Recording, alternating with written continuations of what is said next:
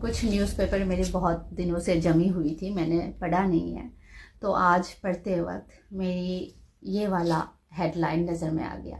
नीरव मेहुलदेर 15 लक्ष कोटीर ऋण माफ।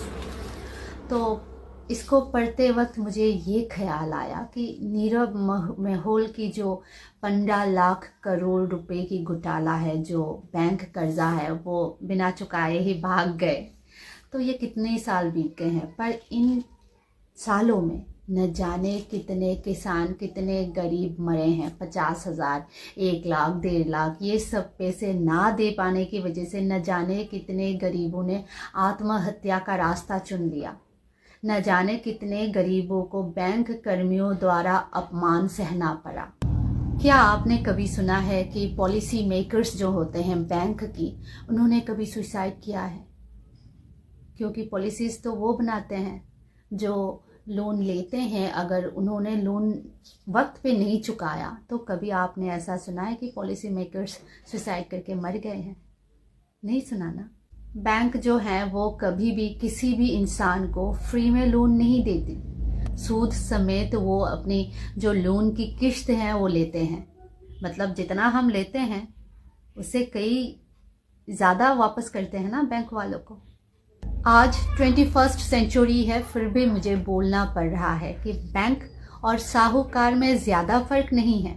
साहूकार कौन है? साहूकार वो है, मूवीज़ कभी आपने वो पुराने ज़माने की देखा है जो लोगों को बैल, बकरी या फिर कुछ भी गले की हार, मंगलसूत्र ये सब रख के थोड़ी बहुत पैसे देते हैं और ब्याज समेत ढेर सारे पैसे वसूल करते हैं। अगर पैसे ना दे पाते हैं तो जो हीरो होता है मूवी की या फिर उसके घर वाले होते हैं उनको बंधक बना लेते हैं, उनको काम करवाते हैं। साहूकार वो होते हैं जो मूवीज़ में हमने देखा है।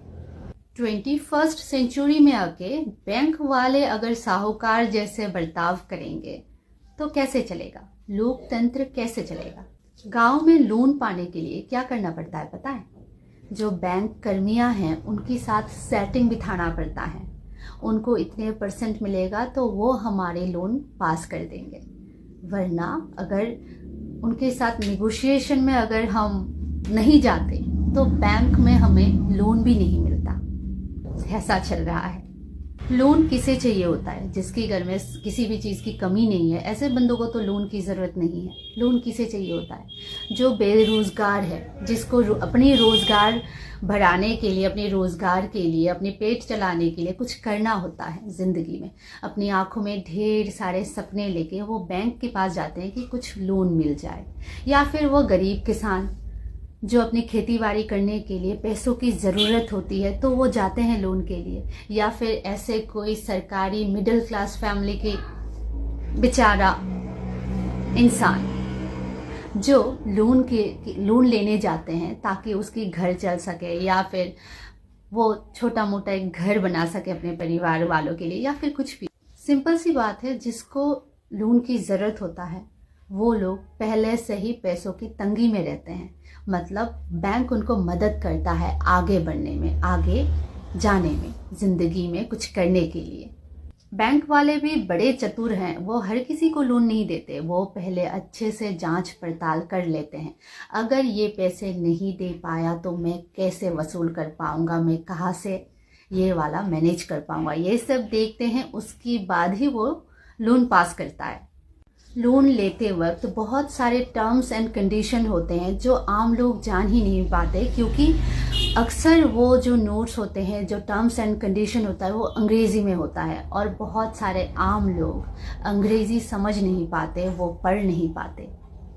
तो ऐसे में क्या होता है, वो कहीं पर भी सिग्नेचर कर देते हैं। तो मैं आप सबको बताना चाहूँगी कि अगर आपको टर्म्स एंड कंडीशन अच्छे से पता ना हो, जब तक अच्छे से आप जान ना लो, तब तक एक भी सिग्नेचर मत कीजिएगा। और सरकार को आगे आके इसके लिए और काम करना चाहिए, जहाँ पे लोकल जो लैंग्वेज है, लोकल भाषा का प्रयोग भी बैंक वाले करें, क्योंकि सारे बैंक के जो काम होते हैं वो अंग्रेजी में होती है, जिससे आम लोगों को दिक्कत होती है।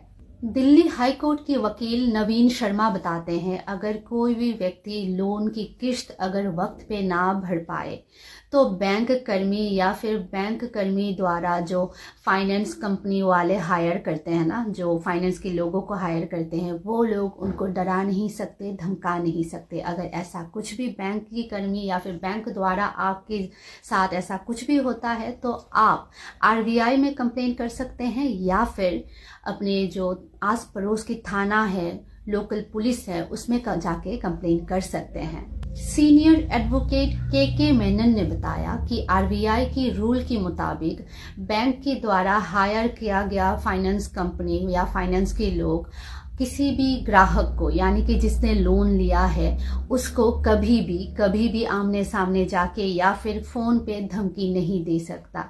अगर वो ऐसा कुछ भी करता है तो उसको कानूनन सजा मिल सकती है या फिर कानूनी कार्रवाई हो सकती है। बिना आई कार्ड और अथॉरिटी लेटर के बिना किसी भी रिकवरी एजेंट से बिल्कुल बात ना करें, क्योंकि कोई भी रिकवरी एजेंट होगा, बैंक आपको पहले से ही उसकी फ़ोन नंबर, उसकी डिटेल्स बता देगा और एक समय सीमा बता देगा जिस वक्त वो आपसे फ़ोन पे या फिर आपके सामने आके आमने सामने बात हो सकती है। वो आपसे ये ज़रूर बता सकता है कि आपको पैसे देना चाहिए, आपको समझा सकते हैं, पर आपको धमकी बिल्कुल नहीं दे सकता। या फिर आपकी परिवार वालों के ऊपर भी वो किसी भी तरह की दबाव नहीं डाल सकता। लोन चुकाने के बाद क्लियरेंस सर्टिफिकेट ज़रूर लें। बेरोजगारी, बीमारी या फिर कोई भी कारणवश अगर आप लोन चुकाने में सक्षम ना हो तो बैंक में एक एप्लीकेशन लिखिए और उसमें सबमिट कीजिए, जिसमें लिखा हुआ है कि आप किन कारण की वजह से बैंक के लोन नहीं चुका सकते और बैंक आपके लोन को माफ़ करेगी या नहीं, ये बैंक वाले डिसाइड करेंगे। कभी कभार आपके लोन माफ़ भी हो सकती है। रिकवरी एजेंट जो है वो आपको किसी भी तरीके की उत्पीड़न नहीं दे सकते, ये बिल्कुल गैर कानूनी है।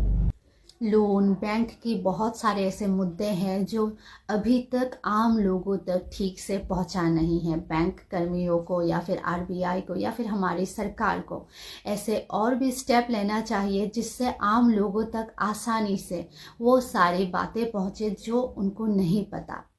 मैंने ये भी सुना है कोई भी किसान जो लोन लेने के बाद लोन रिकवरी नहीं कर पाया और उसने खुद को मार डाला, फिर बैंक कर्मी आके बताते हैं कि आपके सारे जो पैसे हैं, लोन के पैसे हैं, उसके परिवार वालों को बताते हैं कि हमने माफ़ कर दिया है। ऐसा बिल्कुल नहीं है। जो बैंक से आपने लोन लिया है, लोन लेते वक्त ढेर सारे टर्म्स एंड कंडीशन पे सिग्नेचर किया है, उसमें ही बहुत सारे इंश्योरेंस भी क्लेम किया गया है, इंश्योरेंस भी बनाया गया है और उस इंश्योरेंस के द्वारा क्या होता है, मरने के बाद वो पैसे बैंक वालों को मिल जाता है, जिसकी वजह से वो लोग जाके ये बोल देते हैं कि मरने के बाद हमने माफ़ कर दिया है, आपको लोन देने की ज़रूरत नहीं है।